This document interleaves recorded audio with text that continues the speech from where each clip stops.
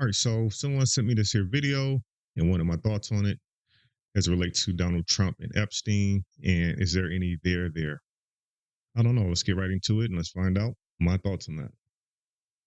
The 2.0 administration has made a bold claim that they're the most transparent administration in history. But let's be real, that's still very much up for debate. And if we're talking transparency, there's one question that remains clouded in mystery. I'm not gonna lie, her voice is a little bit annoying, a little bit irritating. It's like a little lisp there, but that's not why we're here. We're not here to evaluate voices. But I did want to point out that I recognize that because I know if I didn't, I would lose all credibility. So One that has left even the most loyal of MAGA supporters in the dark. Who's really on the Jeffrey Epstein client list? I'm Legally Hype, and this is TSI News. For weeks, Attorney General Pam Bondi has been on what a lot of people now believe was a trumped up publicity tour, promising to release all of the Epstein files. At one point, the White House invited a group of conservative influencers to meet with White House Press Secretary Carolyn. So the first giveaway that was some bullshit is when they only invited these right wing conservative influencers to take a look at stuff. You know, if this is on the up and up, release this to all journalists. Release it to the press at large, not just a subset of the press that happens to share your political ideology. Like, why does your political ideology matter in a situation like this? Unless you know you need to have some spin happen. Levitt and Vice President J.D. Vance. The goal was to discuss the administration's latest policy initiatives. But, plot twist, Pam Bondi burst in, interrupting the meeting like a true drama queen in the best possible way, carrying large white binders boldly labeled Epstein Files, Phase 1, Declassified. The influencers can be seen walking out of the White House with large binders in their hands, holding them up for the cameras to see. And it was clear that the influencers were buzzing with excitement, salivating with anticipation of breaking the internet with the information contained in those binders. The only thing that was broken were their spirits once they got home and realized that there was nothing new in those binders that we haven't already seen before. On February 21st, Pam Bondi did an interview where she was directly asked if the Epstein client list was going to be released. So I want to just kind of highlight what she just stated a moment ago. She said that they sent them home with some binders, but the information was in the binders was stuff that was already previously released to the public. I think it was in the form of the Maxine Giselle trial. So in other words, Trump becomes president. They have access to all of the information, but they choose to release a subset of the information which had already been publicly released. Think about that. You have all of the information. Now, I get if you don't want to release all of the information, but why would you only release a subset that had already been publicly released to your conservative followers?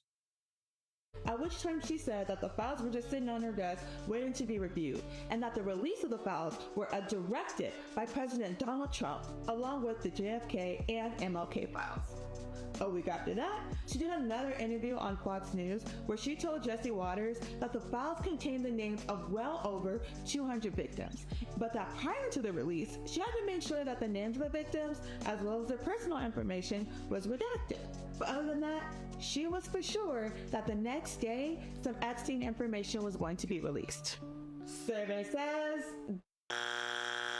that never happened. To this day, no new information has been released. Now, Bondi did say that she wrote a letter to the new FBI director, Kash Patel, asking him why all the Epstein files had not been released, and that she wanted them on her desk ASAP. Now remember, Kash Patel has also been a very strong proponent of releasing these Epstein files, claiming that the deep state was trying to hide something from the American people and the government was hiding the information, this, that, and the third. We still don't have it, okay?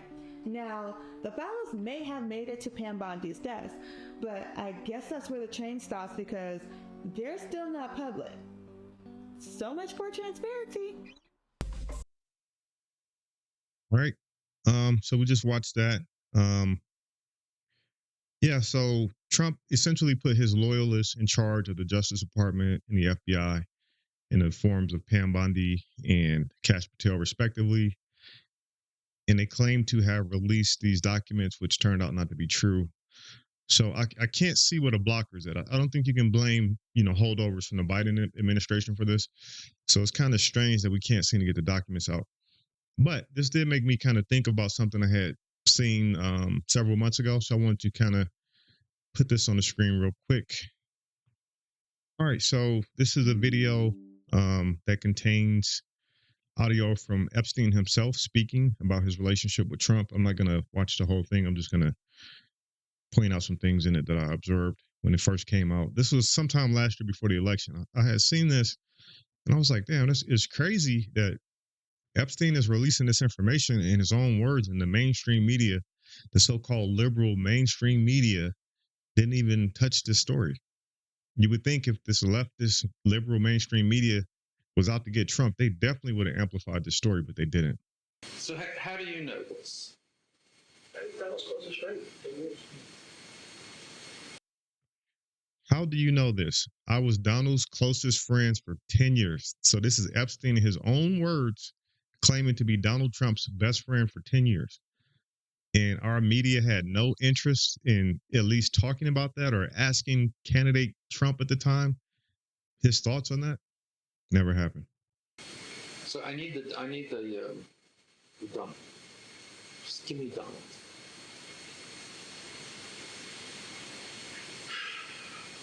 It's fun. And as you probably know, he had a scalp reduction. Yeah. Because he had the same male pattern movement that we all have.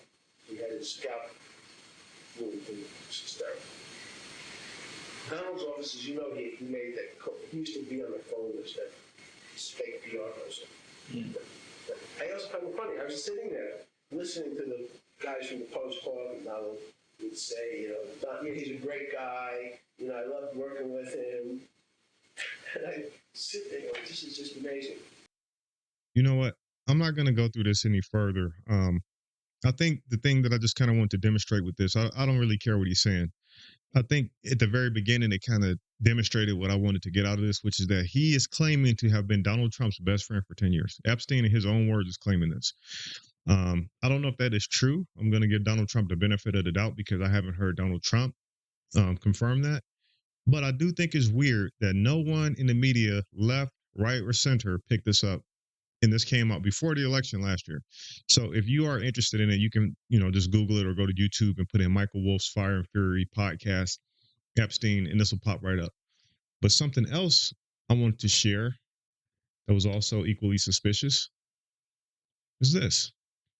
News editing part of Donald Trump's answer about whether he would release files related to Jeffrey Epstein out of an interview that aired on Fox and Friends earlier this week. Fox News then aired the entire interview with Trump ostensibly without much editing on, I think it was Will Kane's podcast that was uploaded to YouTube. And people noticed that Trump's answer on Epstein was cut in a fairly interesting way. Now, before we roll the clip, I will say it's obviously common practice to splice up long interviews. So you might see a 10-minute package on 60 Minutes, for example, and then actually it was 20 minutes, it was 2 hours of talking, that gets condensed into a 10-minute package or into a 2-minute package for that matter. So there's. Package is crazy. Package? Okay, maybe that's a term they use in the industry, but it is kind of funny to me because I'm very immature. There's a lot of splicing. There's a lot of chopping that's done in the editing process. Don't splice or chop my package. That sounds painful. Whenever you have a big sit-down interview on a major news network, that's common practice. But take a listen to the way in which Donald Trump answered this Epstein question. The way that it was originally cut off was just him saying, yeah, I'll release the files. Listen to what he says after that. Let's run this clip. This is E2 from Fox News. Some people think that one way to build trust is to declassify things that everyone's talking about. I know you talked earlier about, I don't want to be a conspiracy theorist. So if you were president, would you declassify, you can answer yes or no to these. Would you declassify the 9/11 files? Yeah. Would you declassify JFK files? Yeah. I did a lot of it. Would you declassify the Epstein files? Yeah, yeah, I would. All right. I guess I would. I think that less so because you know you don't know it. You don't want to affect people's lives if it's phony stuff in there because there's a lot of phony stuff Yeah. with that whole world. Uh, but I think I would, or at least Do you think that would restore trust? Help restore yeah. trust? I don't know about Epstein so much as I do the others. Certainly about the way he died. It would be interesting to find Sure. out what happened there because that was a weird situation, and the cameras did. To me, obviously, I'm speculating here, so I'm going to be very clear. I have no information, no proof of anything, but just as an onlooker, you saw how quick he was to say he would declassify JFK, 9/11.